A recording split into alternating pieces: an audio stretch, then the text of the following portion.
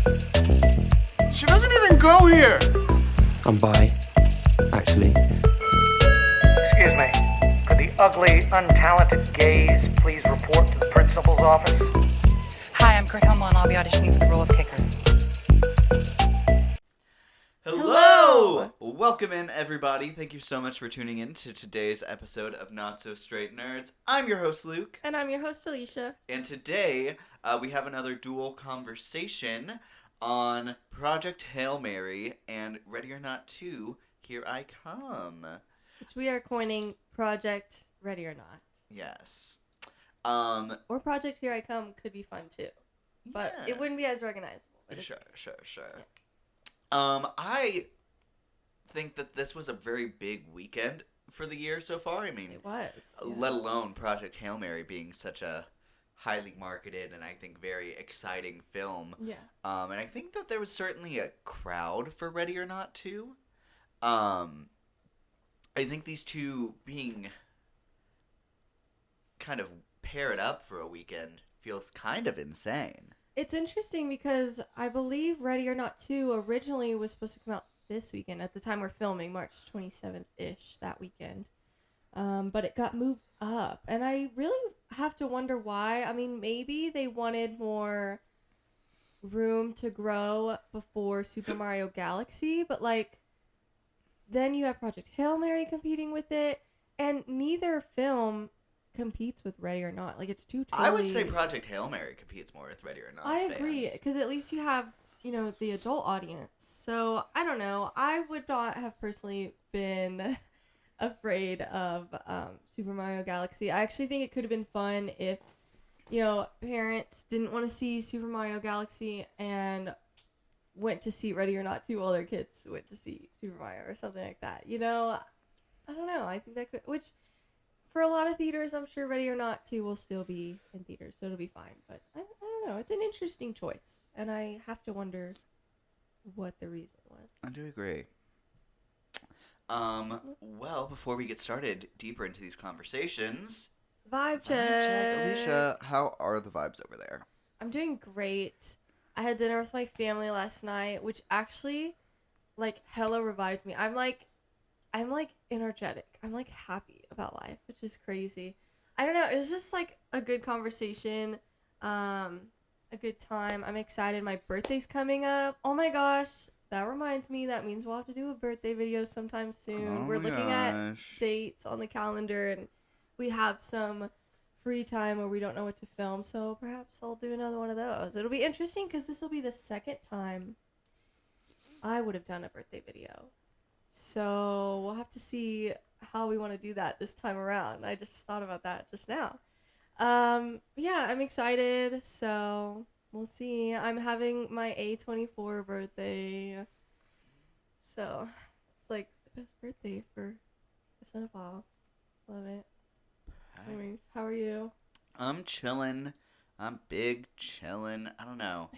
We had spring break happen, and we did a lot of fun stuff. We went to New Orleans. Yeah. And now we're coming back from that, and everything's just kind of like... The week back at work was rough. Everyone was coming in every single day. Me and my coworkers were like, I got a lot of sleep. Like I went to bed at like 9 last night, and I'm exhausted today. And everyone was like that. It was weird. It was just a weird vibe in the air. I don't know. I feel like it always tends to be a little bit like that after breaks, but I feel like I don't even remember coming back after like a Christmas break, it being that bad. So, but it was like the whole week. Yeah. So hopefully next week will be better. Hopefully. Well, alrighty. We are going to next put up a warning. We are going to be talking spoilers. We're going to be talking spoilers on both Project Hail Mary and Ready or Not 2. That also means we're going to be talking spoilers on Ready or Not the first. So if you haven't seen any of these movies and you want to before we start talking spoilers on it, you can go watch those right now. They're in theaters kind of everywhere. So you have been warned. Alrighty, so we're going to get started with Project Hail Mary. So, I wanted to ask, and maybe up front, I think it's important to say this. You have read the book. Yes. And I have not. Which I would highly recommend for people who are... This is actually a really cool opportunity for those who maybe aren't into reading, because I've actually heard that the audiobook is a better experience than reading the book, which is interesting. So I have not experienced the audiobook, though. I'm not a big audiobook person. I like reading the book. I'm not against a good audiobook, but maybe perhaps in the future. Plus, it makes me really want to read like The Martian and some of his other stuff now. So, yeah. But I have read the book, and I've been told the audiobook is amazing for Interesting. whatever reason. So, yeah. Her. Well, alrighty. Now that that's kind of out there, and I think that that's going to be something that continually comes up throughout this conversation, I want to ask about your expectations for this movie. And I want to start, like, early expectations. We saw that there was a space movie starring Ryan Gosling. We didn't even see Rocky in the first trailer.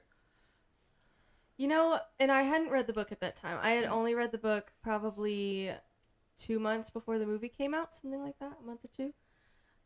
So I did see the first few trailers, and I was immediately excited for it. I remember thinking, like, I love a good space movie. I love The Martian. I love Interstellar. Like, I am so here for this. I love Ryan Gosling.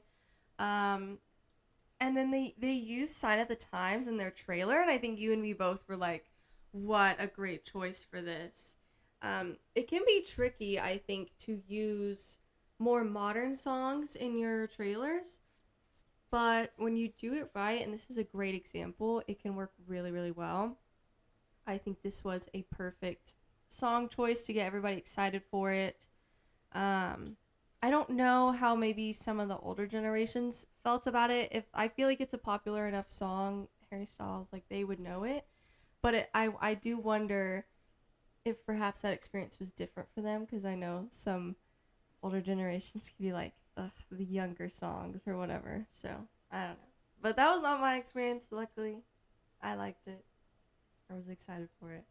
And then I read the book, and I was a little intimidated because it was not long. It was just a big book. I got it from my local library. Support your local libraries. And it had a lot of science talk. But I actually feel like it wasn't exhausting to read that, and it was done in a way where I could understand what was happening, which I thought was very cool, and props to the author for being able to do that. And then I got to learn about Rocky. I mostly read it, one, because I knew I wanted to, but also because I wanted to know if anyone died. It's like, I need in my soul to know that. So it was very cute. It was like, oh, there was something my parents were saying. It was like, well, my dad was saying it was like Wall-E. I don't really know if I don't think I agree with that. But, oh, there was something else. I forgot what it was. Anyways, it was a really good book, and we'll get into a little bit of that later. But needless to say, I was very hyped for this movie. And we went to see it in a theater with a bigger screen, so. Indeed. Yeah. It was a very fun experience. Mm-hmm. With that first trailer, I remember thinking, oh, this is okay. And then the song kicks in, and then I'm like, oh my gosh. Yeah. I think it's just such a good song, and I think it even represents the film incredibly well. Yeah. And that's not even to mention the amazing scene when it's in the movie. Yeah. And then the second trailer comes out, and it reveals that there is an alien. And it's kind of precedented that, like, okay, so this is going to be a big part of the movie, and they were, I imagine they were probably looking at how long they could keep that information away from the general public. Yeah. But, you know, that's the heart of the movie. I think after, like, Lilo and Stitch, and then now the conversation around Mandalorian and Grogu, the movie, like, I think it was smart to start advertising Rocky. Mm-hmm. Like, yeah, there's definitely a huge market for that. For sure. I was very excited for it. I will say, I think whenever we did our anticipation list for the year, it didn't make my top 10. I think it's like maybe 15 on my list. for as of the first week of the year. It certainly has moved up as the year progressed. But I don't know. I feel like I didn't realize how much I would adore this movie. Maybe it's because so much of the early marketing didn't include Rocky, and he is such the heart of this movie. You know what's funny is mine's number 18 on my anticipation list. Number 17 is Ready or Not 2, and I it's actually kind of great. That's really funny. Yeah. And can we also talk about, I haven't seen, or none of the movies in my top 10 anticipation have even come out yet, so we have a lot to still look forward to this year. And we've gotten some good movies this year, so it's been exciting. Indeed. Alrighty, so I think we can move on now to the best parts of Project Hail Mary. I think we can come out and say that we both really loved this movie. Yes. So Alicia, start us off. What did you love about it? Yeah, you know, I think unfortunately some people tend to hate on movies that are like feel good, have a happy ending, like want to give you hope. Like some people felt that way, interesting enough, who hated on this film. They also hated on the Superman film. And 2025. yes, of 2025. And I think that's interesting. I find that really disappointing because I think especially in this time in the world, it's really refreshing to get movies like that actually give you like hope in life. I remember so many people after the Superman movie were talking about like the 2 weeks after that, they've like never been happy. It's been a long time since they've been that happy. About life, and I feel like I've seen a little bit of that conversation with this movie too, where it just people feel so happy coming out of this movie, and I think it's a shame if as a big movie person, if you hate on that or think that's like lazy or cheap. I think that's kind of lame. I'm sorry you don't want to be happy. I don't know what to tell you. I was really happy with this movie. And I think that's great. I think we need more movies to make us feel that way, especially right now. So, that was probably the biggest thing, was just how happy everyone was walking out of this film. And then, obviously, Rocky is amazing in this film. Absolutely. Of course. There's a reason everybody loves, like, Stitch and Lilo and Stitch, Grogu and Mandalorian and Grogu, like, because they're so damn cute. And I don't know. I don't think that makes them any less of a character either. I think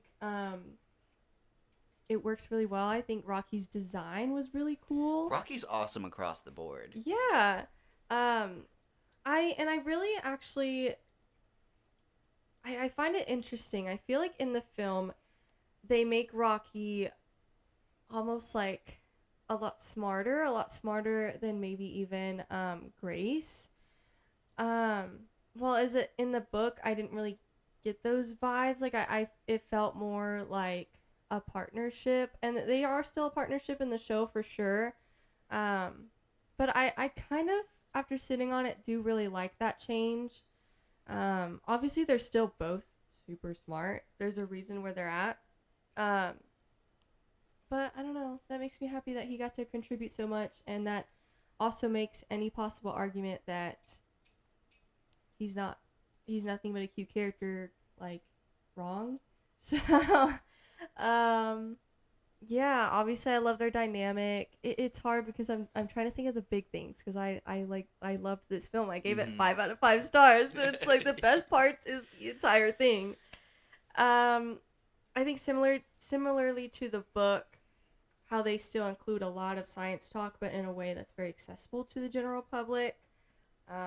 Again, don't think you're any less of a movie if you make something that could very easily be a niche topic, like, accessible to everybody and enjoyable to everybody. I really liked, what's her name, Sarah Hewler in this movie. I have not seen Anatomy of a Fall. I need to, but there's a reason, because I read the book, that I didn't want to potentially like her before going into this movie, and be let down because I knew that her character was not a good person in this movie, or at least made a really bad choice. But I really liked her performance, and now I'm like, now I need to see Anatomy of a Fall. No, now I'm ready. That year that she was nominated for Anatomy of a Fall, that was a huge Oscars contender, but she was also in The Zone of Interest, and she was That's also right. really good in that as well. Oh, well then I have seen her in that. You've seen The Zone of Interest? Yeah. Yeah, I want to say I think she's the wife of the man who's running the camp. Okay, I just haven't seen that in a hot second, so I didn't think about that. Oh my gosh. Yay. No, she was great in this film. I really, I don't know everything. It's like the cinematography, the soundtrack, like The score. Yeah, that's what I meant. The score. If this doesn't get nominated for score, I think that's crazy. I've been listening to some stuff about some opinions on this movie, and I heard some people having a conversation that the score was like overwhelming in like almost a negative way, and like kind of taking people out of the scene. I completely disagree on that. I think that especially there's so many parts of this movie where it's just Grace alone in space. And I think that the score is really kind of there to replace the internal conversation that you're supposed to be, not conversation, but the monologue that you're getting from the book. Sure. And it's like really just like face acting in this to really set the tone. And I think there's not a point throughout this movie that I'm not knowing where he's at. And I think people are kind of overlooking that. And that, like, I don't think a voiceover works really well to replace that at all. I think that, you know, the difference between a visual medium and a book, what's the term? What's the media term for a book other than a book? No, I don't know. Actually. But this is a visual medium, so the idea is that you physically have to kind of portray everything that is being basically word by word explained in the book. And, you know, I haven't read the book, but there's not a point where I'm like, I don't know how he's feeling right now. I don't know how, like, there's no jumps in logic that I'm not understanding. And I think Ryan Gosling and the score really help with that. Not to mention, I think how strong the script is, that I don't think it ever tries to make any huge jumps without setting up anything to get us there. Yeah, as someone who has read the book, I would say, I mean, I'm always going to recommend reading the book, or the audiobook in this case especially. But I do feel like this is one of the best book-to-film adaptations, basically because of what you just said. Like, you still kind of completely understand what's going on, even the depth of what's going on. There's very, very few scenes, and we'll get to that in a second with worst parts, that I think you're missing a little bit because if you haven't read the book. But there's very few scenes where I would say that. And I would even say that most of that is probably because the studio told them to make the movie shorter. I don't know if you saw that tweet where it was like originally 3.5 hours. I mean, thank God they cut it shorter because wow. But yeah, then you just, I'm sure that's where they lost some depth there. So yeah. And this is still a really long movie. Yeah. Definitely not to shade this movie because it's such a great experience. Yeah. But I don't know. It makes the criticisms that I hear of like things that are removed from the book kind of like, okay, where do you want to put them? Basically, yeah. No, yeah, and I agree in this case. But I will say there's a difference between a long movie and feeling a long movie, and I would say this is just a long movie, like in a complimentary way. Like I did not really feel the runtime, kind of at all. I think I only checked my watch once, and that's because I was anticipating a certain scene, and I didn't realize it happened so towards the end of the book. So I'm like, are they skipping this scene? So we'll get to that in a second too. Anyways. No, I think when we're talking about how long a movie is or needs to be, I think the real conversation you're having is pacing. Yes. And like, does your story have enough content for your audience to latch onto to warrant making a longer film. Yeah. And this movie certainly does. I mean, arguably everyone's arguing, and then some. But the finished product, I can't complain with everything in it at all. I don't think I'd cut a single thing either to replace anything. So, Me neither. what you gonna do? I totally agree. I'm trying to think any other best parts. I'm sure there are. I mean, Ryan Gosling. I think he's great in this film. I would love. Treasure. I would. This is going to be a competitive year, especially for best actors. But I would still love if he was able to still get a nom. I think it was never in the question that he would win. I think there's like Tom Cruise is having a movie this year. Matt Damon's probably going to get nominated for The Odyssey. Timothy Chalamet's probably going to get nominated again for Dune. Like, An actor nom for Dune? I mean, people are talking, which I would like to say I said this long ago when we were talking about Dune Part 2, but I think it's going to have the trajectory of Lord of the Rings at the Oscars. In their trilogy, which the third one got a lot of noms and wins. We'll have to see. I've heard some people be a little concerned on what the script of this third one's going to be. Yeah. So it does need to land similar to the Lord of the Rings, which Yeah. so far it has. Yeah. But I think people are raising some book. concerns about the third one. And I think that's We'll see. solid. And after the Timothy Chalamet thing this year, I've also heard some conversations back from the Oscars era, which was like 2 weeks ago. But when those conversations were a lot more active, that his conversation, people were like, okay, this is lasting a little long. And I'm like, no, I think this is a conversation that rightfully should follow him through the rest of this campaign, as he decided to talk about other art forms negatively in his campaign for his movie. But I don't think that's going to follow him like at all anymore. I don't think so. Especially maybe not for rightfully- him. Maybe for other people it would. I don't think for him. There's plenty of people who are not like him that would have this ruin their careers. And I will never forget that. But I don't think it should really ruin anyone's career. But enough about Timothy Chalamet. I agree. Ryan Gosling, a national treasure. I adore him. I have seen 9 of his movies. Technically 10, because I've seen Remember the Titans. But you don't funny remember enough, the Titans. I don't remember the Titans. So I did not count that on my thing. However, I've seen a lot of films. I've always been a fan of his, but I think that was solidified in a special way with Barbie and his conversation around that. Just like why he chose to do the films because of his daughters leaving a Ken in the mud, and I think that's hilarious. And then just his conversation around when people were like praising I'm Just Ken over What Was I Made For. I really respected how he handled that. So yeah, I've always been he's had a special place in my heart for a few years, so I'm glad that he did great in this movie. And it was also really fun watching a few more of his films before this movie to add a little bit more to my Ryan Gosling universe. So Absolutely. yeah, he's done some great things. I mean, he has a great filmography, and we're gonna get to that very soon. So let's see. I'm trying to think if there's any other best parts for me that haven't been said. I love really kind of every element here. I love the ship. The karaoke scene. Yes. Oh my gosh, I Give me love the the karaoke scene. That was so moving. Not from the book.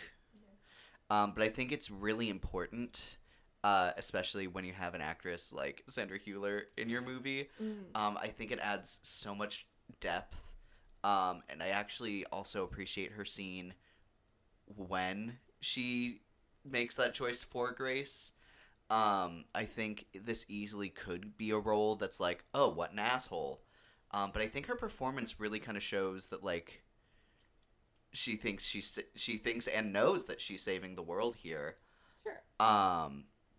Even if it's and at I think the that there's expense of a human being's choice. I don't know. I feel the melancholy to that. But she's also a very off person. And I think she portrays that really intentionally. which I think is so cool. Which she so is in the book as well. I'm also gonna shout out how emotional this movie was for me. I also saw some people saying that most of the emotional beats weren't landing for them.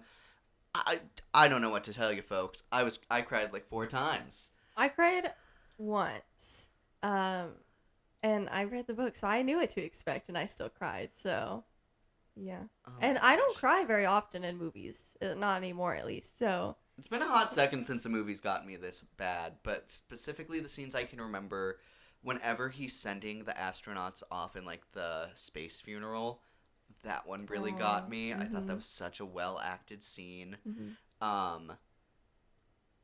Whenever he whenever, oh my gosh, in the like the action scene, the main action scene, whenever Rocky like potentially sacrifices himself to save like him. the whole fishing scene was a masterpiece. Oh my gosh. That was And amazing. I don't know when the last time I've seen a scene like keep me that on my freaking toes. Whenever they both slammed into the wall, I like I jumped out of my seat. I was so scared. No, it kind of Ugh. reminds me of like it's one of those scenes like the one in Fantastic Four, the space scene, where it's like if nothing else in this movie can be praised by certain people, this scene has to be praised. Like you cannot tell me that this scene wasn't really well done. And I would for sure say that here. Absolutely. If you didn't like anything else in the movie, you had to like this scene. For real. So. No, and then whenever he woke up again, and it was like mimicking when he woke up the first time and was alone, and then he had to go see the person he actually remembered dying. Got the cameras. I was a wreck. Gosh. I think those are kind of the biggest scenes in my head. But so truly, I love so much. I love Rocky's ship. And I love the comedy.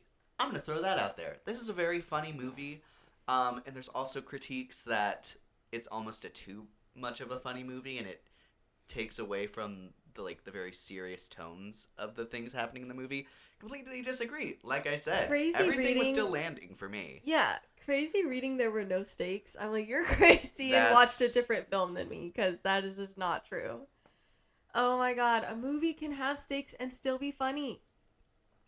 Guardians of the Galaxy. On stakes, come actually. on. I've also heard from people who've read the books, and please let me know what you think, that apparently when we see Earth, it's a little bit more, I'm sure there's more science to it, but it's a lot more harrowing about what's happening on Earth, and I think that's where I've seen at least some of the conversation of stakes be kind of like you don't feel the stakes because you're not seeing all of the bad stuff happening on Earth. That's very true. I did mention that in our car ride home of all the book changes was he seemed to be on a lot more of a time crunch in the book because they were supposed to get it done by like, I don't remember the numbers, so I'm just going to make them up, 20 years or something. And he had already been gone by the time we woke up 19 years, and he had like 6 weeks to figure it out and send them and save them. Or whatever, and it was going to take him this long to get home, and he wasn't going to make it in time, and it seemed very like doomed in the book versus the movie. They honestly don't really talk about that a whole lot of like, I need to get home within a certain amount of time, like I'm already late, like millions of people are already going to die by the time I get there or whatever.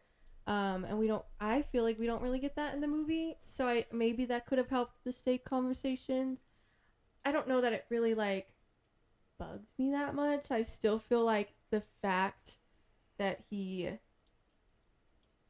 feel like when you have the scene where he realizes it's not Earth's sun and he's in a completely different galaxy, like I feel like that's like the big moment. You're like, this is different. This is a different kind of space exploration. If I hadn't already realized that, and certainly by the time he decides not to go and realizes he's going to be forced anyways, Certainly by then, which that's late in the movie, to be fair.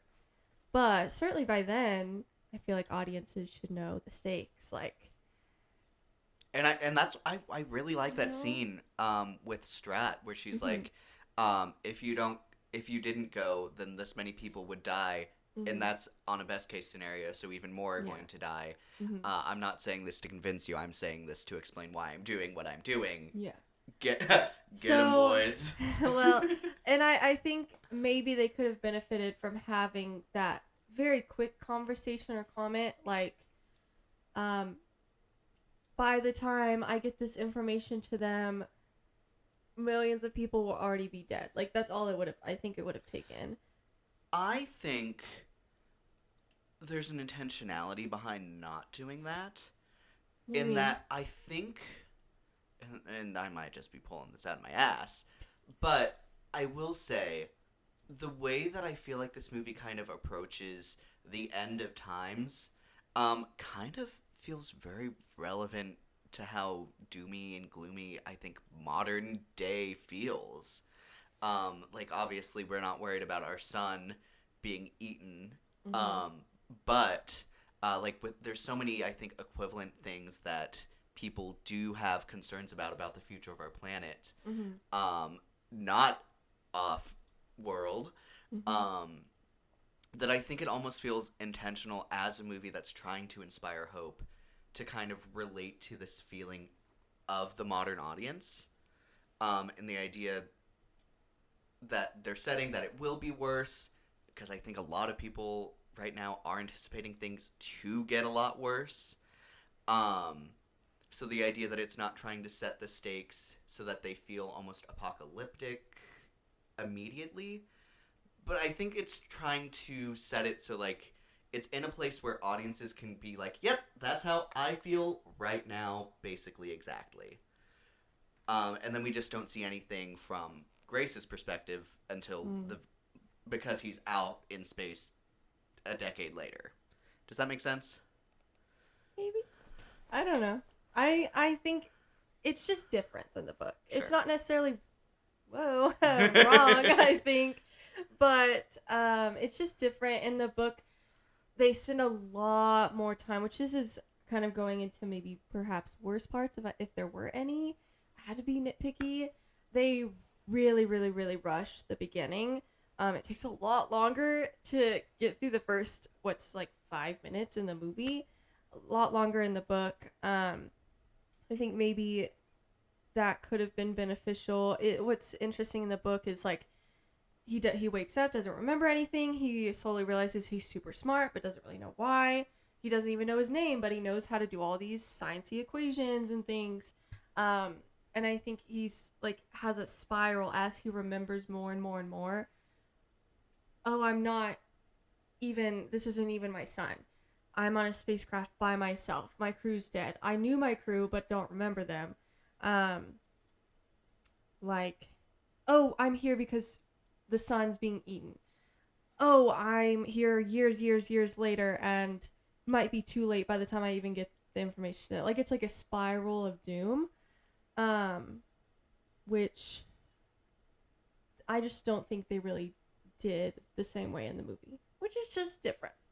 Not necessarily wrong, just different. So, yeah. Food for that. On worst parts, I will say, I think even's a little similar to the trailer.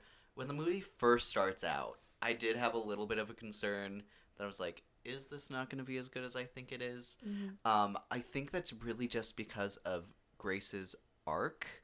I'm not even going to say unfortunately. He's a very, like, I'm a quirky teacher. As, like, his character type, which I think is kind of really funny. But he's a very, like, silly guy. He's in very the book. silly. So, in the book, he's like, who am I? What is my name? I remember. Oh, there's children. Oh, I like children, and they like me. Oh, no. And he's like, where's this going? Oh, my God, I'm a teacher. Thank God. Love that in the book, and that's one of the, like, best gags And I wish there was a way to do that in the movie. Maybe that would have been a funny voiceover moment. It's like, I don't know, just like picturing it in his mind. Mm-hmm. There's children. We're having fun. Where's this going? That could have been fun. But a lot of my quote unquote worst parts are just nitpicky things like Sure. that. Like I'm not super bothered by it. But I remember feeling a little hesitant going, like, when that first scene started, it's like in the classroom, and I'm like, but it is the arc that Grace goes on. I think is very important. It's kind of, and I actually really love the arc that he goes on.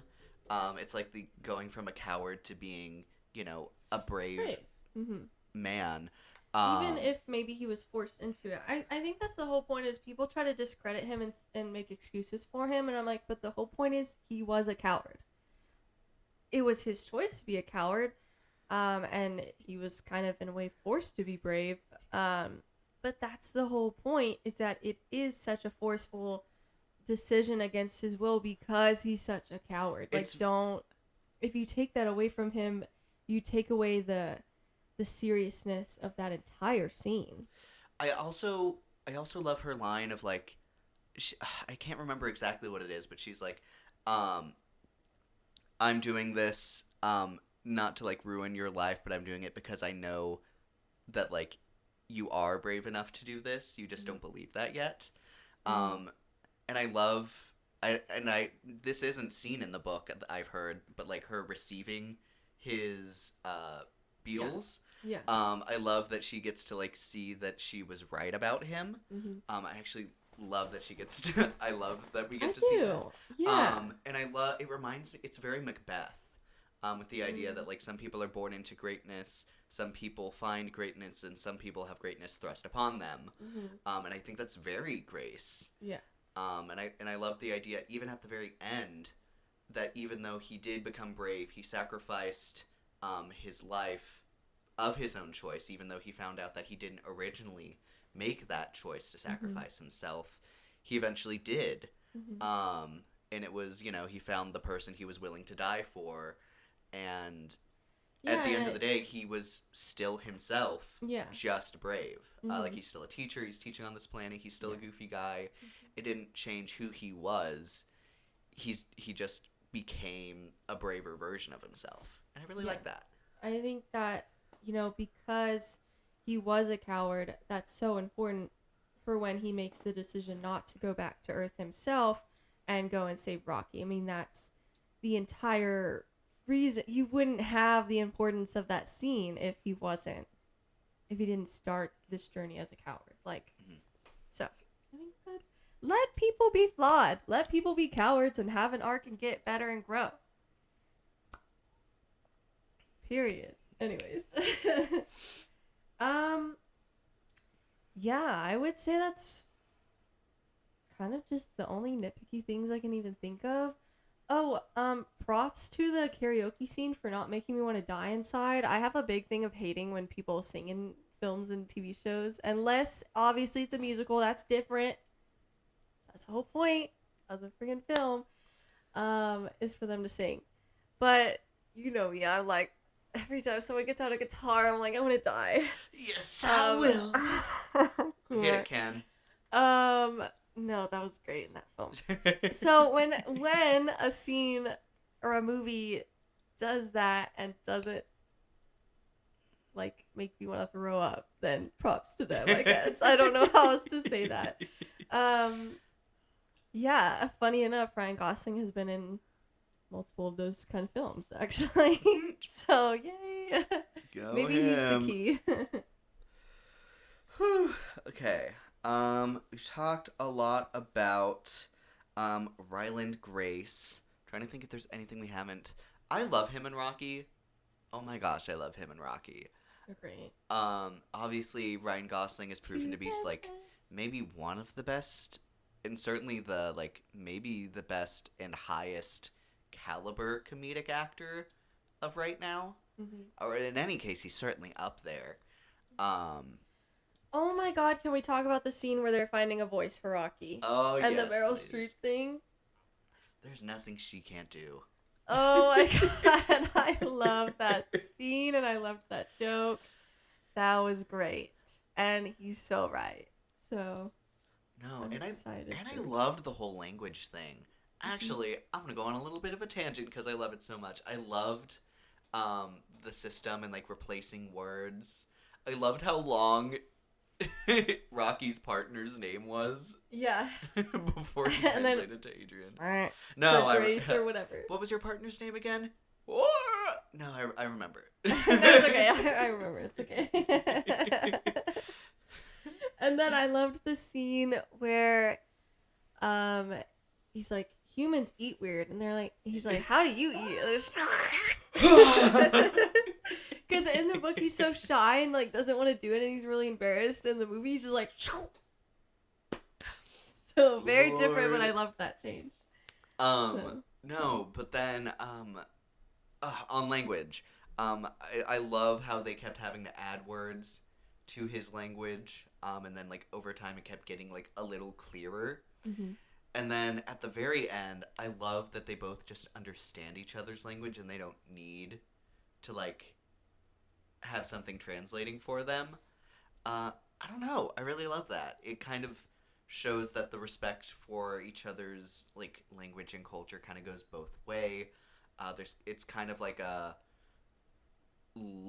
platonic love has no kind of like boundaries kind of thing.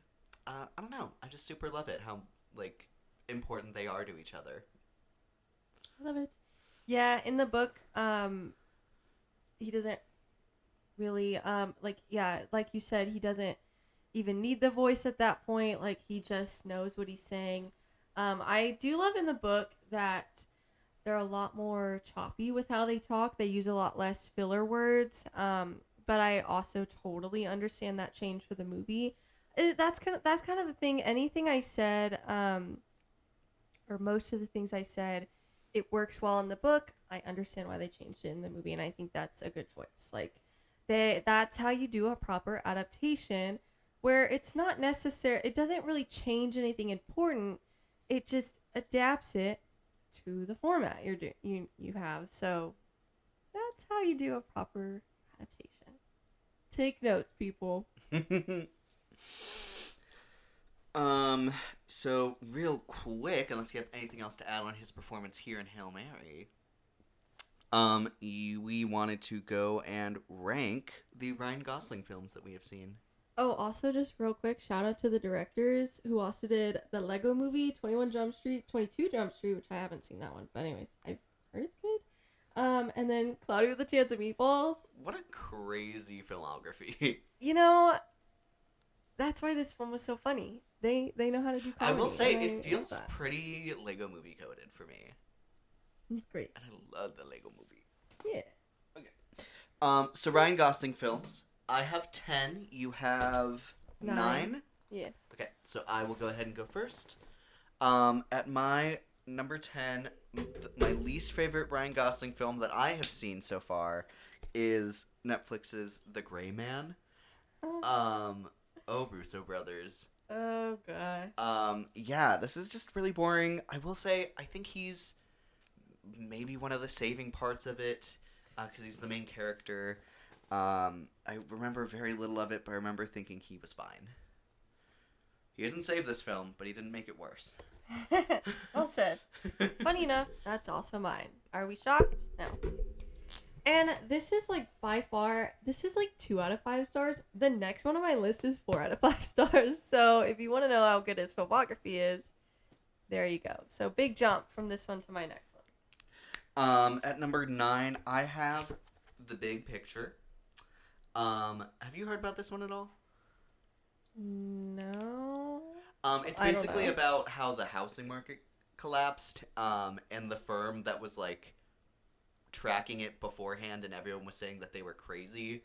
And it was basically about how the Wall Street people and all the people who were betting on the markets were the reason it was crashing, and they were making a system that was going to screw over everyone in the country because the country's economy was so reliant on the housing market. And then it ended up bursting, and then like this firm made a lot of money from betting against the housing market. And then they talk about the repercussions of like how even though the people who know how this works know it was the people running these systems that made it fail. Do you mean The Big Short? No, I do mean The Big Short. Because I looked at the big picture and it said 1989. I said, nope. Not for Ryan Gosling. No, it's not. And I looked up the big picture of Ryan Gosling and it came up Big Short. Do you mean Big Short? And I'm like, I do mean The Luke, Big Short. do you mean Big Short? I... In that case, yes. And that is one of the films I have on my list to watch of his. So in that case, yes, I have seen this. And it has Christian Bale. And I love Christian Bale. Ooh, it has Brad Pitt though. But it has Steve Carell. Yes, So, it does. We're going back and forth here. We got It 3 is out of The Big 4. Short. I like. Okay, I thought it was. I just named it wrong. I was scared I was talking about a different movie, but yes, that is the really movie I'm funny. talking about. Okay, cool. But it's pretty solid. Yay! And you have randomly really big celebrities explaining really complicated stuff. Like you have Margot Robbie explaining how, like the gambling of the stock market worked. It's very fun. And Ryan Gosling is kind of a quirky narrator in it. My number 8 is Fall Guy. Like I said, big jump between these two. This was my 4 out of 5 stars. I don't know. I feel like I remember people hating on this film, but I remember liking it, and apparently I did because I gave it 4 out of 5 stars. So, yeah, I don't know. I remember liking the trailer well enough, and enjoying the film. It was good, and you know. Nowadays, I have seen, because he's in conversation now because of his new movie, I have seen people mention this in a better light now. So maybe we just needed some time to sit on it and stew in how actually good this movie is. So, at my number 8, I have Crazy Stupid Love. I think this is a good movie.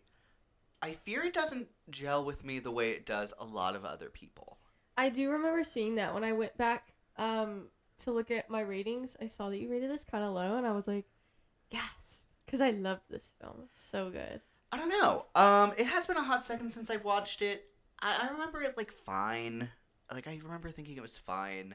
There are parts of it that I was just kind of like, there are parts of it that don't work for me. But whatever. I think Ryan Gosling's great in it. Yeah. I think he's hilarious. And it has one of the probably best twists of a great twist. Especially like a rom-com kind of movie. Like, that's great.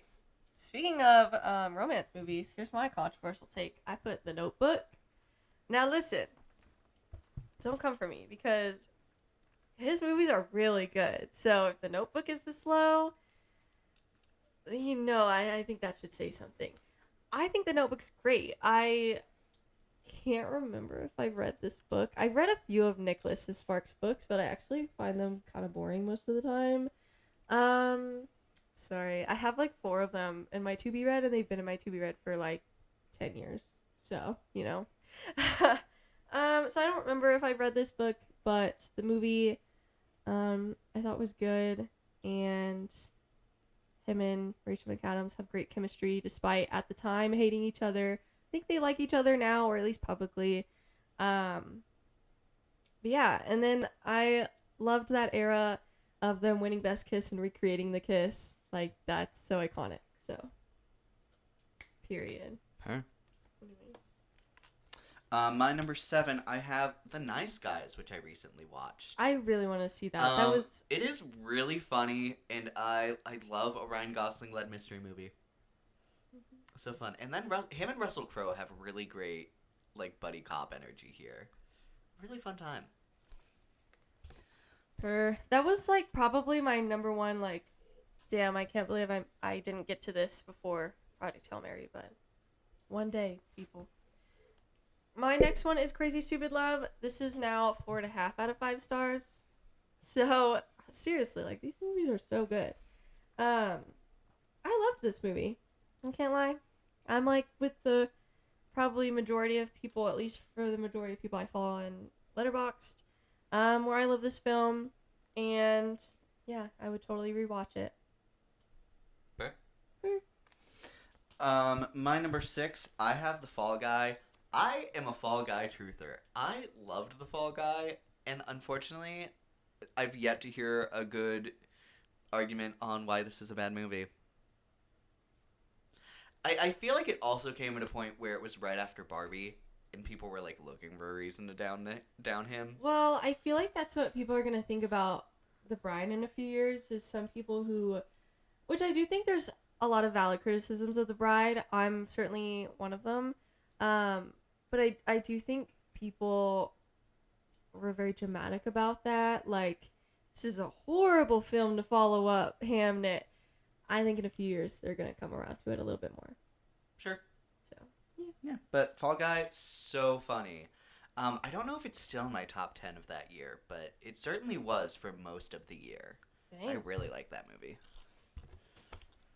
My next one is Blade Runner 2049. This might be a little low for some people. Again, it's 4.5 stars, so it's that good. So, yeah, I was actually a little surprised watching the original Blade Runner, not being a crazy huge fan of it. I mean, it was kind of like, I bet it's gonna be like one of those like Top Gun experiences where you rewatch it thinking this is a classic, everybody loves this, and then you're like, I forget that everybody actually, when they rewatch this, remembers it's just okay. It's solid. I do think it is very comparable to Top Gun, except Yeah. I will say this one, like, the visual effects on it are insane. Yeah. Which Top Gun doesn't have going for it. Yeah, so Blade Runner 2049 was definitely, in my opinion, the better of the two films. I think a lot of people do agree with that. I actually do think Top Gun and Top Gun Maverick are very comparable to these two in that sense. Ryan Gosling's great in it. Gosh, I guess spoilers for this movie if you haven't seen it, but I love Harrison Ford in it too. It was I knew he was gonna come back, but it was very fun to see him come back, in the way he did. I just think it's really well done, and then I love the visuals, and it was funny to finally get the context of the like meme meme. scene. I'm like, No, right. That makes that meme so much more sad. Yeah, Ugh. it's, yeah. I was like, damn. Because I knew it was coming too. I was like, no, this is not the context. Anyways, yeah. My number 5, is La La Land. I do need to rewatch this. I do think it's still really good. When I watched it, I remember being a little like, this is not what I expected considering how much people talk about it. I can understand if I grow a little more if I watch it again with it. But just off of the time I watched it, yeah, it's really good, really entertaining, and very sad. I also have La La Land next. The only thing I'll say about this is, I think it's really funny that he recreated the poster with Rocky and fixed his hand, because it is kind of. Do you know about that? I do not. In the poster, his hand is like curved up instead of straight, like Emma Stone's. And he recreated it with Rocky to promote this film. But he fixed his hand where it was finally straight. And I think that's kind of hilarious. It's been like a running joke where they're like, okay, his hand is messed up.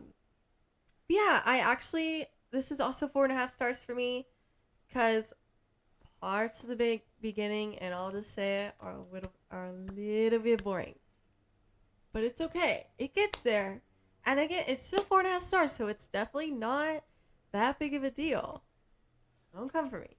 And also, I think it doesn't help some people's experience advertising this as like a big musical, because I think there's like City of Stars. No, I think that maybe also was why it was a little low. I expected a bit more on that front. It's just, when you think about this versus like Wicked, like I think maybe it's technically a musical, but I think they're, that's two completely different uses of music in the films. So, Indeed. Yeah. Anyways.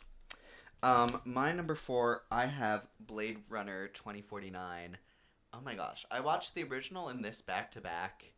And I'd heard so much good stuff about this one. And oh my gosh, this one blew me away. I think Ryan Gosling is incredible in it. I think they build off the mythos of the original so well, but I think they still managed to make their own amazing movie. Armada Arnis is great in it. I might have just butchered her name a little. I'm so sorry. Ana de Armas? Ana de Armas. Yeah. Yeah. Oh, it's so cool. The visuals are incredible. The action's super fun. Oh, I would say it's maybe one of the better recent dystopian films. Certainly up there. Yeah. My number 3 is Project Hail Mary. These top 3 are all 5 out of 5 stars, so they're very, very close together. It's just kind of what my heart is telling me, and my heart is telling me Project Hail Mary is number 3 out of the other 3. So we just had a whole conversation about it, so I'm going to move on. My number 3, I have The Notebook, and this is my first 5 out of 5. I'm a Notebook guy. I really love Notebook. What do you want? It doesn't help that my parents have quoted that like my entire childhood. That's hilarious. No, it's really good. It's very romantic. Perhaps toxic love for sure, but you know.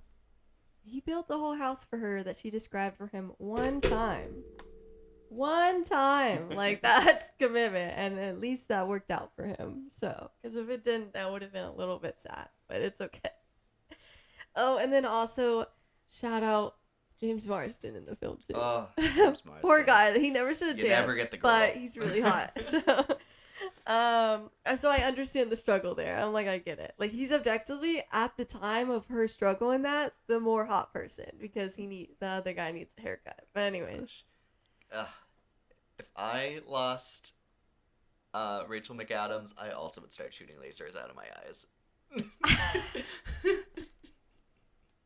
It's funny. They're not even close time, like, release date wise. But it's funny to imagine, like, timeline wise, if he went from that to, like, the clip they have promoting Doomsday. He took that personally. Okay. My number 2 is Drive. This was my favorite of my recent watches. I watched for the first time Blade Runner 2049 and Drive. I watched 3, but maybe my third one was just Project Hail Mary. Anyways. Yeah, this was so good. Everyone was saying it was good, and the vibes of it were very different at the start, but I feel like once you get used to what it's doing and what the vibes are, like, you're so into it.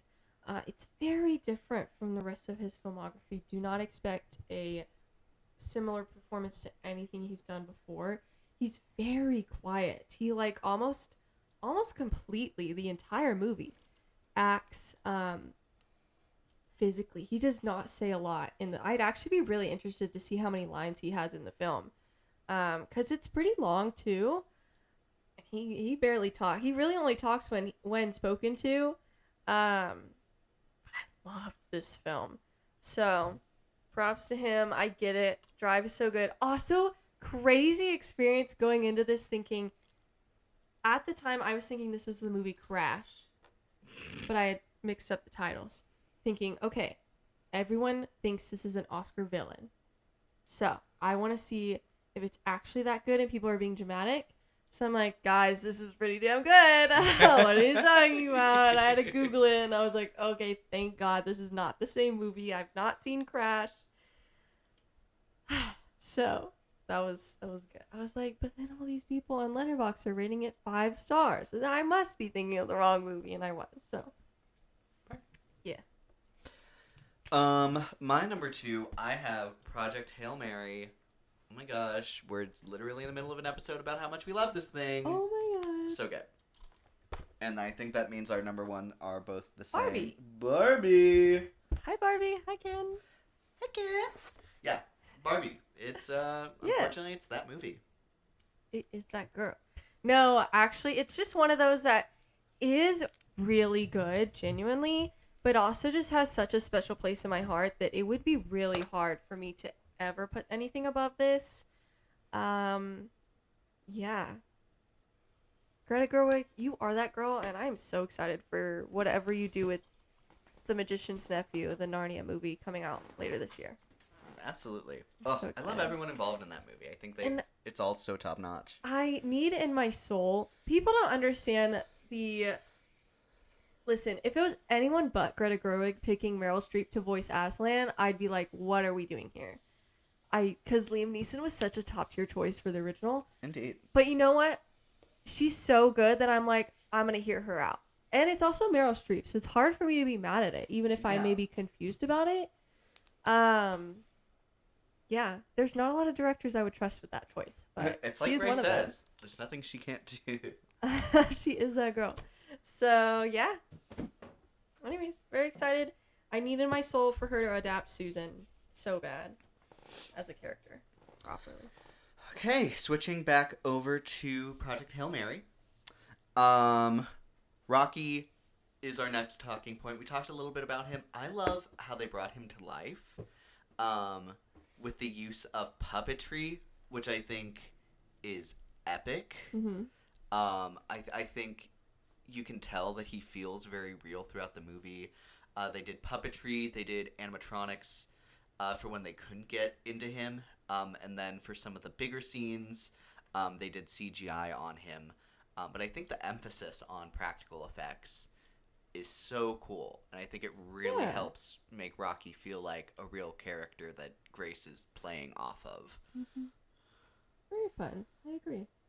Sorry, I thought the conversation was done, so I'm tapped out a little bit, but it's okay. Ending thing. I think that's about everything else. Ooh, question for you though: Project Hail Mary versus The Martian. This or that? You can't do that to me. I won't answer because I fucking love The Martian, but I haven't read that book, and I really want to read the book. Mm-hmm. Both are 5 out of 5s for me. And maybe it's recency bias, but I'm gonna choose Rocky. I don't know. The Martian's pretty damn good. And I love Matt Damon. Like, I'm so hyped for the Odyssey. I also rated it 5 out of 5. So I checked, but I was pretty sure. God, I'm so excited for the Odyssey, and I'm like, this year's Oscar race is gonna be so ugly again. But I'm here for it because it's gonna be like really good. So it's probably gonna be Matt Damon, but I don't know. It's too early for that, I think. It's very early for that. Yeah. So have you seen any of the reception for Project Hail Mary? I actually haven't. I don't think. Okay, so I mean, I know it's pretty high, at least. what do you think? Sure. Okay, and I haven't looked at it yet either. So, Oh, okay. Rotten Tomato, critic score, audience score, and cinema score. So the last I saw, it was the highest rated critic score of his career. So it's got to be in the 90s. Mm-hmm. And I'm going to guess, I really want to say 94, but I feel like that's a couple too low. But I'll say 94. I'm gonna go 96. Yeah. And critic score, I'm gonna think is like 90. You mean audience? Audience score. Yeah. I'm gonna say like 97. 96, 97. I actually might go. It's like a couple people I follow on Letterboxd being haters of this movie that's making me doubt. Like, are there more of them or are they just dumb? I'm gonna say 92. Okay. Just in case there are more potential haters. Because also my dad is a hater, so. So it's 95, 96. Okay. So Sure. you were closer on both points. Well, we met in the middle on the critic score. And then on cinema score, where you at? Okay, cinema score. I think I'm gonna be so surprised if it's not in the A's. Me I too. feel like I would my thought is say A. I also want to say A. Maybe A minus. Maybe. Oh, I'd be I surprised really if it want to was say A minus. I want to say A. Project A.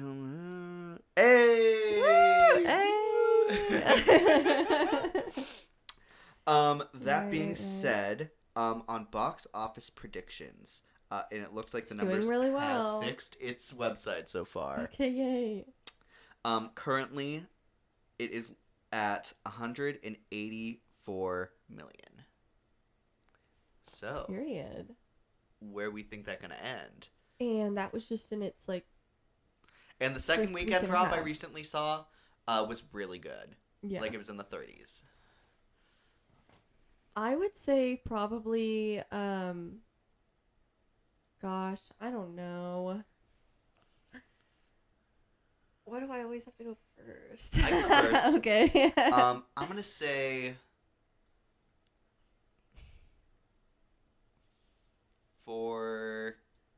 470.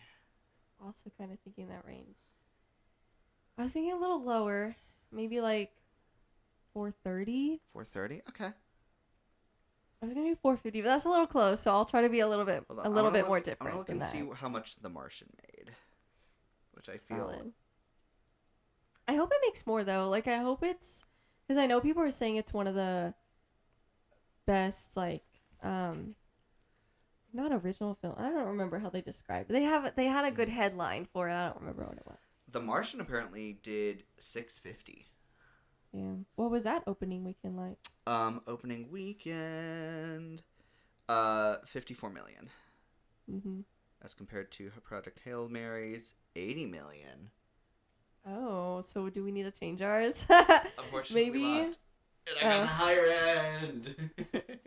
I didn't know we locked, so that was a secret Okay. rule. If you want to change it, we can change it. It's fine. I'm just joking. Okay. So I would be very happy to be wrong. I'm always happy for a good movie to do better than I predict. You know? I will say we are not in the same market that the Martian was. It's very true. And Super Mario Galaxy's coming out. Indeed. But I Two mean, space movies.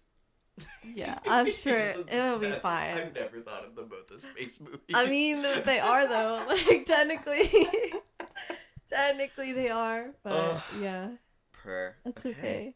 So, And they both have a cute creature, and I'm referring to Yoshi for this one. legend. I Alrighty. love Yoshi. Anyways, let us know, what are your thoughts on Project Hail Mary, and what are some of your favorite Ryan Gosling performances? Let us know in the comments. Period. Because I also want to see. Let me look at my list real quick. I promise. I'm almost done. I forgot about that. I also want to see I think it's called Blue Valentine or something. Mm-hmm.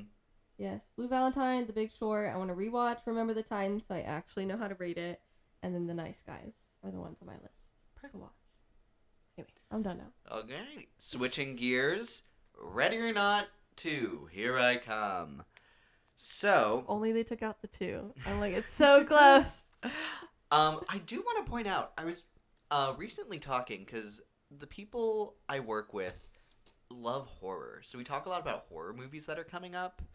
And I think it's interesting that this is, like, there are 3 movies coming out, like, in a, like, weekly in a row, of horror in March. And they're decently large releases Okay. for horror. And That is in order, Undertones, Mhm. Ready or Not 2, and They Will Kill You. Right. I wish They Will Kill You came to our theater. Maybe it will, because Undertones came late. So, fingers crossed. Maybe. I just think that's very interesting. Like, even last year in October, I was like, we're getting one horror movie this month. Yeah. And I'm like, what are we doing here? I don't know. I I, don't just know. think that's very interesting. And it feels almost odd for these movies, because especially They Will Kill You and Ready or Not 2 feels like they're definitely pulling the exact same audience. Yeah, I agree. And I've heard good things about both, especially They Will Kill You. I feel like I've heard whispers that it's like really underrated. I don't know. I also heard that about Undertones, and then when deciding if I wanted to see it, despite it looking a little too scary for me, because I'm a little bit of a wimp. Not crazy. When I go to a theater to see a horror movie, I'm more of a wimp because it's much louder, and you can't pause it. Like, I don't typically skip things, but if it's scary, I can at least like look away and not be forced to be in it, like you will be in a movie theater. Mm-hmm. But then it wasn't, so I don't know. But the main actress in that one looks familiar, so I must have watched her somewhere and liked her. So I would like to see that, maybe. Come to our theater. Come to the my main cottage. actress of They Will Kill You? Yeah, She's Domino from the Deadpool 2. that'll do it. That'll do it. I knew her from somewhere. Justice for her not being in Deadpool versus Wolverine at all. Even just in that birthday party. I'm pissed. Baddie down. But anyways, I wanted to talk briefly on our thoughts on the original Ready or Not. So good. It's one of those that I feel like for some reason, to me, I want to say it tends to fly under the radar, but it's really good. Everyone who sees it talks about how good it is. And it's one of those that I think I was telling you should watch for a while. Yes. And then it was really exciting that you loved it as much as I did. I think at some point I've told at least a couple other friends to watch it, and they all loved it. So it's very fun. I remember someone recommending it to me as well. I was not here for it when it first came out. It's one of those. It's like a pyramid scheme to get people to watch it. It's one of those word of mouth. Like it pays off. No, but it feels such like. It feels almost like such a simple idea, but it's executed just so well. Yeah. It's like a modern horror classic. Okay. Remind me, Samara Weaving? Yes. Because I always get it mixed up with Samara Weaver, I believe. I hate it. Those Weaver. I hate it here. Two baddies, and I mix them up. No, I love her in that first movie. She's so good. And then I love that she made a cameo in, or whatever, like she was the opening kill in Scream 6. Mm-hmm. What a good choice. I'm like, oh my god, it was almost sad that I knew she was gonna be the. I'm like, no, baddie, stick around, but it's okay. I so wish that she was doing a little more, because I think she is so talented. She has such like a beautiful like face. It's just like very unique. I mean, obviously a lot of people in Hollywood are very attractive, but she just has a very like unique beauty to her, and I think that's very highlighted in towards the end of this film. Oh, for sure. Oh my god, like she needs to do more. I was saying she's giving very like Tim Burton to me, but in a very unique way. Not in the same way I would say Jenna Ortega does. I don't know. It's like now I need to see her in Corpse Bride or something. I don't care really what it is. I just need to see her in something Tim Burton. So, another Beetlejuice film, if you will. I don't know. I don't care. Just give her more work. And it's always fun to see Catherine Newton as well. Yes. She's also kind of a modern day scream queen. Yeah. Scream queen. Well, we talked a little bit about her in a previous episode. I don't even remember which one. But it's crazy that our introduction to her was Quantumania. And then we found out that she's Queen. Such a personable actress. Yeah. That was not your fault, Baddie. That was not your fault. It simply can't. You're just too good in everything else. Yeah. So I think the combo, great combination. Mm-hmm. So my expectation was I was very excited for this. Me too. Also a super stacked cast. Yeah, the gosh, why am I blanking on her name? But Buffy the Vampire or Daphne. Sarah Michelle Gellar. Yes. Sean Hattasey from The Pit, who's having a moment right now. Elijah Wood. Gosh. Yeah. Very stacked cast. It's very exciting. And I think they were all highlighted very well. I think it was a great choice. I didn't realize, I guess spoilers for this film, even though we've already said that, just again. You know, I think it was a great choice to make them twins. Yes. Very good choice. I just from the trailer, I kind of expected them to be like a couple, like a married couple or whatever. Yeah. Twins, I think, opened up such a more interesting avenue here. Yes. Gosh. Great. I was like, oh, I'm sapped when they revealed that in the film. I said, I'm sapped. Okay. No, they were great. Yeah, so some great sibling duos in this film, actually. So, yeah. And it didn't feel like it, you know, it reminds me of my thoughts on The Black Phone, where just initially hearing the headline that it was getting a sequel, I'm like, huh? And then I see the concept and I'm like, I'm sapped. I was pretty sold on it already. I was wondering if maybe they were going to do like it was because the report was they were making a sequel and Samara Weaving was returning, and I was like, so maybe she's like helping like maybe another popular wedding will happen and she shows up to try and help the next person. I was very curious. Which they could still do that for future sequels. That's a good concept. Especially because it's like the people who run although now maybe they can't do that anymore unless new deals are struck. But yeah. But Who's to say this is the only, family or whatever Sure. to do it. But yeah, after the trailer dropped, and then it was immediately like, oh, this is like idea brought to life, like Chef's Kiss. Yeah. I think it's just in the era of like a lot of pointless sequels, it's very it causes a lot of skepticism until you hear the concept. But it's so refreshing when you hear a really good concept. I think like Devil Wears Prada 2 also looks very promising. That's why I still, I do still have hesitancy for the Social Network sequel. But I want to hear the concept. Yes. Now, I think most of my hesitancy actually stems from Jesse Eisenberg not coming back. How are you doing that? What is the movie? But I think there's been enough really well done sequels lately that I'm now maybe starting to get some trust back, and now I'm open. I want to see the concept. I'm less, I don't know, show me a concept, and now I'm like, okay, we'll see. Mm-hmm. Sure. So, yeah, it's getting some hope back. The Black Phone 2, this one. I mean, Devil Wears Prada hasn't come out yet, but it looks good, so we'll see. Yeah. Okay. Going into this film, what are the best parts of Ready or Not To? Oh gosh, okay. We already talked about the sibling duos. Both of them are very well done. I think Elijah Wood was perfectly cast. I love that his character, his character never gets a name. He's just a lawyer. Yeah.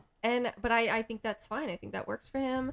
I think it's really funny and works really well that he never really at all tries to get power. He's just there with his little book. He's just protecting his book. Don't get blood on the book. I loved some of the kills. I thought were pretty creative. I loved the concept that the different families have to use weapons from the time that their family signed up for it or whatever. Mm-hmm. I thought that was cool. I wish that was explored a little bit more maybe. But I liked that initial concept. Sure. I mean, I liked the concept of the whole movie. I think it was really cool to kind of start that off with the twins killing their father so they would be the ones to compete. And that's David Cronenberg, if you didn't realize. The director of The Fly. Dang, I still need to see that, but I'm like, the concept, I'm like... Oh, and also The Shrouds, which you've recently seen. Yes. Okay. Awesome. Obviously, love the actors in it. I think they do a great job. I love the costumes. I love the set. The set, like too, the mansion in yes. the first one is iconic, but like this huge like golf course, super huge like hotel building. Yeah. Oh my gosh, I thought that was so cool. Such a fun second location. Yeah. To like kind of up the first one. Yeah. I agree. I love obviously the final looks. Not only I think everyone's rightfully so talking about Samara Weaving's final outfit, but I also want to shout out Catherine Newton's. I love like the little like forgot it wasn't buttons. It was almost like a corset, I think, in the front. Mm-hmm. Whatever it was, it looked cool as fuck, and she looked so great. And I love that Samara Weaving had, like, the one cut on her face, too. I don't know why. It's just, like, flawless, but the cut, it's like it reminds you of what she just went through, if you forgot. I don't know, just stylistically or whatever. Yeah, for sure, no. Yeah. I think it's very intentional. Yeah. The whole ending I think is so fun. Mm-hmm. I agree. I actually think that's one of, if not the best part of the movie. Yeah. Is that third act. I love the entire fight sequence to Total Eclipse of the Heart. I love the use of Total Eclipse of the Heart. I think that was great. I was jamming in the theater. I'm like, Eclipse. Oh my god, there was a car. Ryan Gosling is driving. No. Sorry, there was a car with their wheels. Oh no! Oh my god. Okay, pause. I have to tell you what just happened. So we hear outside, just now on the podcast, we hear the car's wheels squealing like they're doing donuts or something or whatever. And then right after we're saying that, we hear police sirens. That's crazy. Oh, someone's having the worst day of their life. Okay. Okay, focusing in. Back to here. Locking Lock in. Sorry. gosh. Yeah, speaking of, I love the girl who was in the final, or like the Total Eclipse of the Heart scene. Yes, Whoever those that super good actress is, I've seen her in other things, or like she's very familiar. I thought Maya J. She was in the Gen V most recently, which is where Yes. I'm clocking her Yes. from. I thought she did well. I think maybe the writing of her character could have been fleshed out a little better. Oh my god, there's so many sirens right now. It's really distracting. I'm sorry, guys. Anyways, but I thought she did a good job. I wish they would I have think maybe the cast explored. kind of across the board was really strong. Yes. But they kind of introduced very quickly that she was like the ex-fiance of the guy from the original that she married. And I wish maybe they fleshed out a little bit more. Same with the one lady who was trying to do the loophole. I wish maybe they gave her character a little bit more to do. It wasn't a very long movie, so you have time to add maybe a couple scenes to add some depth here. But it is what it is. I still liked their performances and the concepts that they introduced. I think Sean Hattasey? Hattasey, yes. Hattesey's character was my favorite of the bunch. I just thought he did a great job. He I need him terrifying. to be, but he's also still like A I man-child. think, well, I think they did a good job balancing. Like, he's so hot, like he could manipulate his way here, but also he's still very much evil. And I think that can be hard to balance, because it can come off as like, but he's hot though, so he's just damaged. Like, no, this guy's crazy. No, this guy's irredeemable. And I think they do a good job, performance-wise and writing-wise, of explaining that. I will say well, no, that's worst parts. We'll get into that later. It's okay. I'm Yes. more than happy to get into Oh, worst okay, parts. okay. I feel like, okay, I'm gonna ask this question here right before we go into maybe where our answer stems from, but Ready or Not or Ready or Not 2? Oh, definitely the original. Yes. Yeah. I think most people are agreeing with that. Even if I have seen some people say like this movie's on par with the original. I don't agree with that, but I do think it's close for me. But there's like no world in which I rewatch this and ever put it above the original. Like it's always going to be the original for me. So. I think this is, like, I don't think it's like a crazy out of the ballpark comparison to the first one, but I think the first one, like, this is not giving like a classic sequel to the first one. Yeah. I think. Mm-hmm. Some of my critiques that I have, and note, I still like this movie a lot. But I think my expectations were just a little high because I love the first one so much, and it's being made by a lot of the same people from the first one. Yeah. So I feel like I expected it to have the quality to maybe be a little higher. I would say a lot of my critiques come from the script, actually. Yeah. Me too. I think I love Grace and Faith. I think their dynamic is really great whenever they're not actively being chased and trying to be murdered. It feels like they were trying to throw in these character growth scenes to like play on their dynamic, and I actually really like the idea that it's comparing their dynamic to the twin dynamic. I think that's such a fascinating thing I didn't expect. Even after it's revealed they were twins, I still didn't expect it until like the first attack on them. And it felt like anytime the twins were having kind of an exploration of their dynamic, I mean, compared to Faith and Grace, it was like, one of these feels a lot more natural than the other. Okay. Like it kept feeling like, oh gosh, I gotta stop and take a breather after these people were trying to kill me with an axe.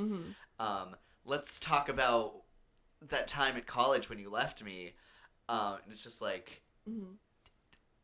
man, the other people being casual about this, that makes sense. This is their life. You guys kind of breaking down this stuff right now and, like, kind of casually easing into these conversations. Yeah. And maybe casually is the wrong word, but too casually. Well, I think now that you're saying that, I think the worst part for me was maybe when they started the entire game or whatever you want to call it, because I feel like the little sister was not taking it seriously, and I'm like, girlfriend, you have no reason at this point. Like, people have been after you. You know at this point this is real and this is happening. You have no reason to be getting into this right now.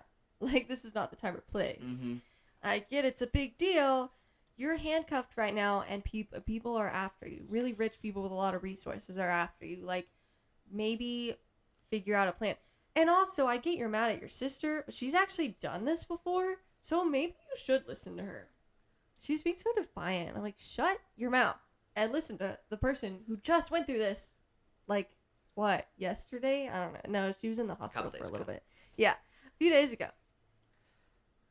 I'm like, come on, girlfriend. If you want us to believe that you're at all in the right here, stop being dumb. Like, I can't. It was a little bit irritating. Completely agree on that. I don't know. It felt like they just the script didn't know how to, like, make... Because I think it is important to have those conversations for these characters, because that's so central to the theme that they're trying to explore here. But it feels like they couldn't find natural ways for these conversations to come up. That's fair. Whereas I think with the siblings, the twins, I think those always came up really well. And like, oh, this just happened. We have to go do this. Oh, you're always like this. Example A. Example, like, I don't know. It felt a lot stronger on the twins than it did the sisters. I agree with that.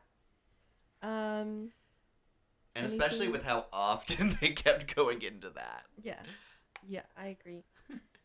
Anything else with that? Because I have another worst part. You go ahead. Okay. Well, I feel like my least favorite scene was when the twin sister, I don't know their names, sorry. I don't even know the main character's names, if I'm being honest. I forget. Grace, Faith. It is Grace, right? Because we made the joke that there's two Graces. And then the twins are Ursula and Titus. Okay, so Ursula was talking to Grace before Grace was supposed to marry her brother. Basically trying to tell her to find a way to get out of it. One, it was irritating because it felt like a dumb move for someone who had been so smart this whole film.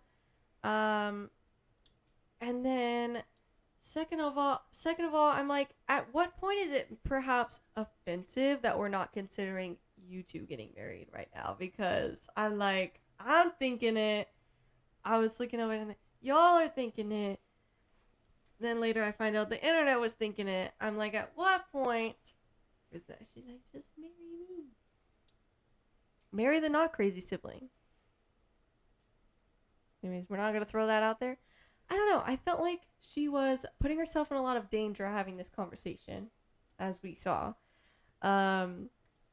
without really giving any kind of meaningful solution.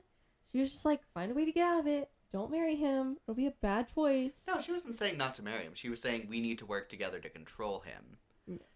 Like at that point, I feel like at that point, you should know you can't control him anymore. Like, it's beyond that. I feel like we should establish. Well, because the moment you say, I've been looking for redemption in my brother and I found none, well, that's your answer. Like, there's no more redeeming him or controlling him. I'm like, this is just not going to be good for you, sis. This is not going to be good for you.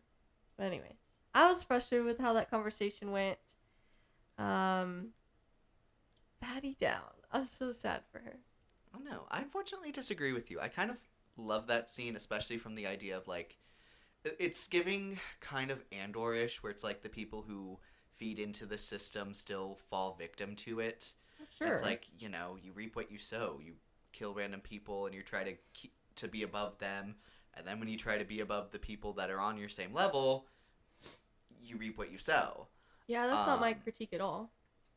Mine's just I don't know. I felt like it was a dumb approach to it. Perhaps it was a desperate approach from a privileged person. I don't know. I was like, Other critique, I think, especially considering there's the couple of nods where it's like the twins have the advantage because they've been preparing for this their entire lives, and that's a literal line straight out of the movie. Mm-hmm. I fear it does not give they had much of an advantage considering it's their property. They already had like they didn't put the keys in the thing, so it's like there could have been a gazillion other things you planned for this situation. Yeah, I do feel like I'm a little surprised they didn't have more cameras places. I totally agree with that. I think that kind of goes hand in hand maybe with how many conversations the sisters were able to have. I'm like, maybe that's why it felt ridiculous. It's like, this doesn't seem like the time that you should be able to have these conversations. And for the most part, they were able to have them. And I'm like, at least in the first movie, they were on her ass like the whole time. So like, I don't know. Something to be said there. No, absolutely. It actually felt a little bit easier in this film, funny enough. Well, because it was almost a predictable pace at some point where it was like, oh, someone's going to get close, they do something, they get away. Yeah. Pause for exposition. Oh no, someone found them! They fight them, they get away! They pause and give more exposition. And like that's kind of how the movie is for a while. Yeah. I think that's why it's so refreshing with the total eclipse scene. Yes. Because there's finally a fight scene. And it's actually pretty creative too with the pepper spray and then they're both being blind. It's funny and creatively filmed. Mm-hmm. That part's, you know what? That part's kind of giving Borderline, actually. Also with Samara Weaving. Yes. For some reason at first I was processing Barbarian and I was like, no, yes, Borderline. I agree with that. Yeah. And then I really liked the scene. I always like the scenes, how on earth are they going to get out of this? And that was when she was locked in that room, but they had her sister. How are you going to... I did not. I forgot about the marriage thing. I was like, right. I should have known, too, because I should have been thinking, marry that hot man. No, until he started going... Well, maybe not going full sociopath, because he was pretty bad at that point, but I was like, you hate to see other people live in your dream. Robbie's out here crying somewhere in Pittsburgh. If he didn't start giving rapey vibes, I would have been like, you'll probably be fine. But no, at that point I'm like, sis, you gotta get out of there. You gotta get out of there. Which I shouldn't have been surprised because he is evil, so duh. But I don't know. I do feel like there's a line between you're a bad person and you're like a creepy person. I think there's differences there. You could be both. You could be separate. I mean, he just turned into both. He's just like, oh, okay, you're both. Mm-hmm. I don't know. It's also weird because I feel like with his character specifically, Titus like grows a lot into that role. I will say it's a little like I think the progression throughout this movie is there, but it feels maybe a little weird that his sister wasn't clocking that this was happening, considering you've known him your whole life. Like I understand maybe this is all coming from like the death, them killing their father. Yeah. That's how I saw it. But like it's all now everything's on the table, so he's no longer restrained because he doesn't need to be. Everything's at stake, so he is going full force, full crazy, like full out of control. It still just feels a little weird that the sister seems blindsided by this, by at least the intensity of it. Yeah, I don't know. Do you remember? It would make more sense if she hadn't seen him very often in years leading up to this. I don't remember if they established. I don't think they established that at all. Okay, I think that would have helped if she hadn't seen him and interacted with him. Maybe that would have made more sense. But for all we know, they could have spent a lot of time together. So I don't remember. Sorry, guys. I don't know. Indeed. I think that's about all of my critiques of the film. Oh, and then I found it really funny that the one guy couldn't shoot at all. That's one of the scenarios where I'm like, that works for me. Because he had not been preparing for this. So which guy? The guy who had like the sniper or sniper whatever. Rifle. Yeah. I'm like, this works for me because he's privileged and rich and didn't think he'd ever be in this scenario. So he, you know, I believe that he hasn't practiced and that he would be this bad. There was only one scene. I forgot who was even in it, but it was one scene where someone had like 2 guns shooting at them not that far away, where I was like, Was it the little kid? yeah, I think so. That's where I was like, oh, okay. Because she was in there for a long time with no protection. Several seconds. I'm like, I don't know. And this kid seems like he would be good with the gun, at least with that distance. I'm like, come on. But, oh well. Come on, gang. I want to ask, who do you think was the best hunter and the worst hunter? I mean, in terms of skill, I liked Sword Lady, the guy who, or the girl who had the loophole. Mm-hmm. I wish she was in it longer. I wish she had more time to kind of gel. She seemed really cool, and then she died. So It's like quickly. she has a freaking sword, and we don't get to see someone who's trained to use I'm use like, it. I want to see I the was sword. like, oh my god, can we not have somebody else be the one to do this whole loophole thing? Yeah. She looks badass. Also, shout out to the queen whose husband signed her up to do this, and she just And left. she just leaves. And now she owns all of his assets. Well, but also she definitely exploded. Oh, that's so true. Baddie. Anyway, so at least we don't have to see it, I guess. That was really funny. Yeah. But I will say the guy with the mask. Whenever he first put the mask on, I was a little concerned because I was like, that doesn't look that good. But then any other scene when he came in with the mask, I was like, what happened with that first scene? You look so cool, dude. Yeah. He was very agree. fun. I forgot about him, but I agree. I think he's up there as an MVP, especially for like the actual hunting. If Titus and Ursula were better hunters, I would say them. They're the more interesting I would characters. say if they weren't supposed to have been training for this their whole lives, they'd be up there. But I'm like, guys, you're dropping the ball if this is what you've been preparing. If you've been preparing for this your whole lives. Yeah, I agree. I also liked the explanation that they can't hurt each other even accidentally. I think that quickly explained, because that was something on my mind, like, couldn't you just sabotage? And then they very quickly shut that down. And still explored the accidental part of that consequence. So I enjoyed that. The worst hunters, I feel like, was definitely the sniper. It just in terms of skill. Sure. Or the guy who didn't even fight at all and signed his wife up for it. So. Yeah. I don't know. Yeah. Whatever. The directors. So these directors have done like most of Radio Silence's films. I think that's awesome. I think they have a really great little filmography in the horror realm. I agree. So I will always be at least excited to see what they do next. We are about to rank this Radio Silence films that we've seen. Most of these are their films.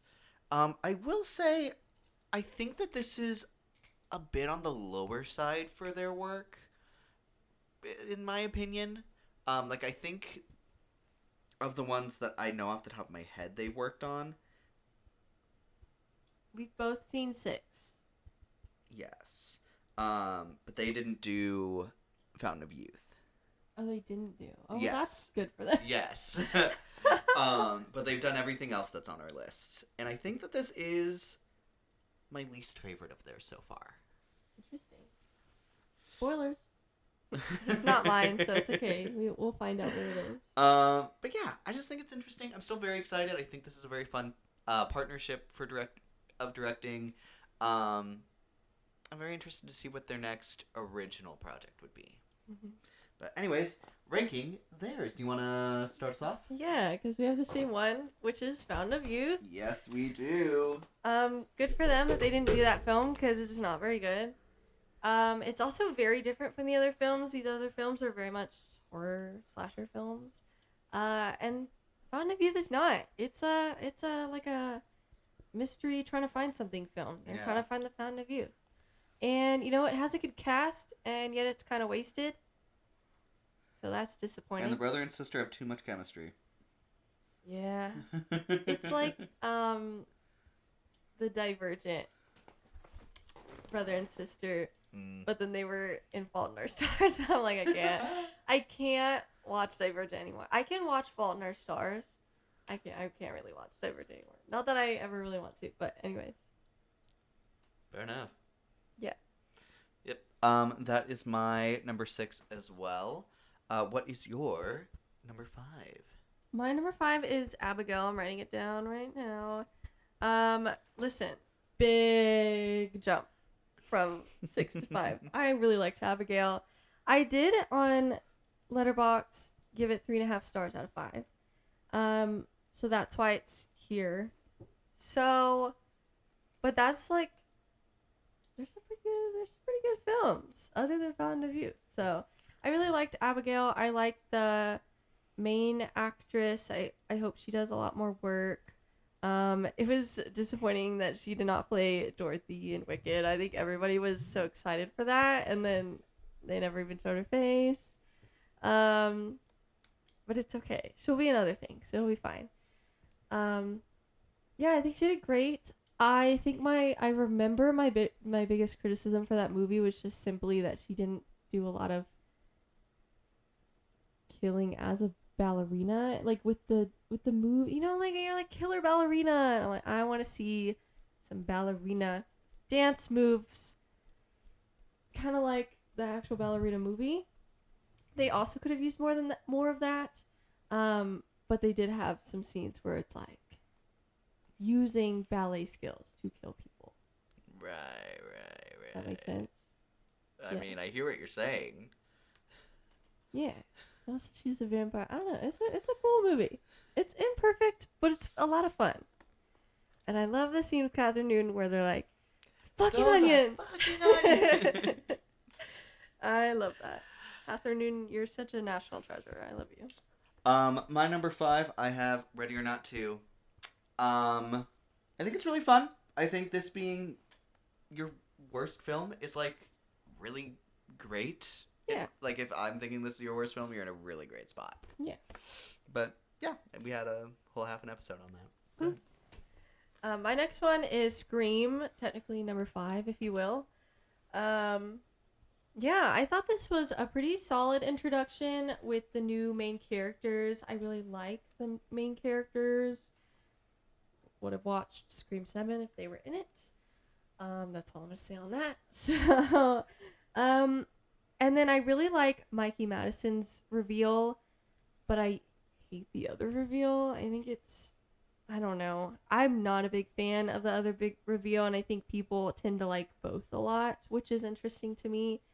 But I love Sam Carpenter as a character. I think she's so cool. I think the fact that she is the daughter of the original Ghostface is just a really cool concept and helps give her a badass edge that like is different from Sydney's.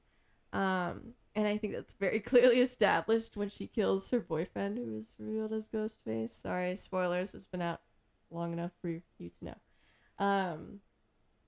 Yeah, she stabs him so many times. And like, girl, you're crazy, and I love that. She's crazy in a girly pop way, and not in a Titus kind of way in this film. Yeah, and then having the gag of Jenna Ortega being the opening kill, but not being killed, was kind of awesome. Kind of freaking awesome. Definitely changing the game. I don't know. It just kind of established itself as its own things, but still being Scream, which was fine. All right. My number 4 is Scream. I watched this in like a marathon of the Scream movies leading up to 6. And I remember people were saying they liked this one a lot. And I like this one. I don't think I'd say I like it a lot. I think it's solid. I think it has a couple of issues. I think it's stylistically a little unambitious. But I think it's a fine entry. Mm-hmm. Yeah. I think parts of it are very predictable. Like especially in that first scene when it's like it like shows someone on camera that like Ghostface is watching, and I'm like, oh, cool. So that person's also just a ghost face because this is just a pre-recording. So I was like, I don't know. Kind of clocked that super early on. But yeah. Okay. Fair enough. Especially because I'm really bad at guessing ghost faces. My number 3 is Ready or Not 2. Interestingly enough, I looked and I rated the original Ready or Not also 4 stars like this one. But there is a difference between the two, and I'm gonna think about for a while, should I up my rating of Ready or Not half a star or lower my rating of Ready or Not 2 down a star? Because I do want them to be separate. I think they deserve to be separate. Nevertheless, I did, at least for now, give this 4 out of 5 stars. So, yeah, I liked this one better than you did, but still acknowledge it's not as good as the original. Yeah, but I would be down if they want to make more. Anything with Samara Weaver in it, or Weaving in it. Whatever. I don't know. Whoever she is. Whoever you are. Yeah. At my number 3, I have Abigail. This was such a fun movie. I absolutely loved this cast. It really only kind of loses me at the very end. I love the exploration of a young vampire. I thought that was a really unique kind of thing. And I was vibing with it a lot. Like this, like there's the scene of like the possession, which I think is so cool. Mm-hmm. I don't know, there's just so much cool shit in this movie. I love it. Yeah. Next, I have the first Ready or Not. Yeah, I really liked it. I'd be interested to see if I rewatched it, if I would. Maybe I just need to rewatch it and then decide which rating to change. But I don't know. I was a little surprised that this was 4 stars and not like 4.5, because I do remember really liking it. So I don't know. But Smarty, love you, Queen. Love that wedding dress, and yeah, she's like one of my favorite final girls. So, yeah. I love the scene where she throws the ring at him and he explodes. I think that's one of the best scenes in the film. At number 2, I have Scream 6. I love this movie. It's kind of a bit more controversial in recent days than I remember back when it first released. Mm-hmm. And I understand the critique that, like, not many people actually die in it. And that they think the Ghostface are very predictable. I think I'll buy that one of them is very predictable. I will not buy that you guess that entire reveal. You're never going to convince me of that on your first watch. And then even after I watched this one twice in theaters, and even after having known who Ghostfaces were, at the very end there's a red herring where it's like, oh my gosh, the real Ghostface is after you right now. And I was like, oh my gosh, wait, no, I know that's a lie. But I think it is just directed and written so well. And I think it's a super strong entry stylistically, performance-wise. I think it's just a really solid project. Yeah. And it's so different from everything else because it's leaning into, like, the city aesthetic. And I think that is so cool. Mm-hmm. Oh, I love that one. Yeah. My number 1 is Scream 6, so I also definitely loved that film. Yeah, and I think, as much as I would have loved to get more Scream movies that I could have supported, I think it has a good ending if that's where it had to end. Yeah, and I love the sister duo. I was thinking about that as we were talking about sibling duos. I think they're really, really good at writing that. So, for the most part, that's a better written sibling duo. Yes. But also, they have more time to explore that. So, the threat's not always immediately on them. So whenever they are able to pause, it feels a lot more like, yes, this is a thing you can reasonably do right now. I'll give them, I'll give people critiquing things the one guy not dying after being stabbed in the chest area, like, 22 times? absolutely no way. It actually pisses me off a little bit that he did not die. And then they weren't even rushing him out to the hospital. They were having a conversation with him outside as he was on the thing and the gurney, and I'm like, guys, he should not be alive right now, like not even a little bit. And you're not even rushing him to the. I'm like, I can't take this seriously. That is my only valid complaint of this film. I'm pretty sure, I rated it 4.5 out of 5 stars, and that would be my half star. I'm not, and I can also understand that people saying that Jack Champion wasn't maybe the best actor in this movie. I thought he was okay. I don't know. I thought he was fine. He's not Yeah. like I don't know. He's just an obvious character. But like also the movie acknowledges that he's an obvious character. Yeah. Not every I like the It's idea okay. that not every ghost face is gonna knock it out of the park. Yeah. I also, that scene where Annika, I think her name is on the ladder and dies. Ugh. I'm like, oh my god, baddie. I was so sad in that scene. A literal baddie down. Anyways, yeah, so I still think it's a really well-made movie. So, with one very valid critique, even though I still like the character, so it's like, it's not like I want him to die, but it's like, come on, you got stabbed 22 times in the chest. Like, there's just no way. And, stabbed in 22 times in the chest. There's just no way. So, whatever. Anyway. And my number 1 is Ready or Not. Oh my gosh, it is just so iconic. It's a great idea, realized so well.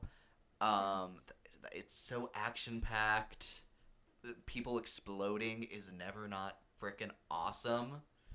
And one of the best modern final girls. For real, for real. I agree. So, yeah. Let us know what are some of your favorite films from Radio Silence in the comments below. Would love to hear. Yes, we do still have some stuff to do. Scared. It's just the wrap-up stuff, so that The is just... reception. Reception. Have you seen any reception for this film? I actually have not. I really have no idea. This could be like I could be way off with this. I have absolutely no idea where this film lies. Okay, so if you had to guess... Wait. It's fine. No. Okay. Audience and critic score on Rotten Tomatoes. Like, it could be in the 50s for all I know. Like, I actually have no idea. I would hope, though, since a lot of people are saying this is a solid sequel, but there are some criticisms, I'll say, like, an 82 for critics.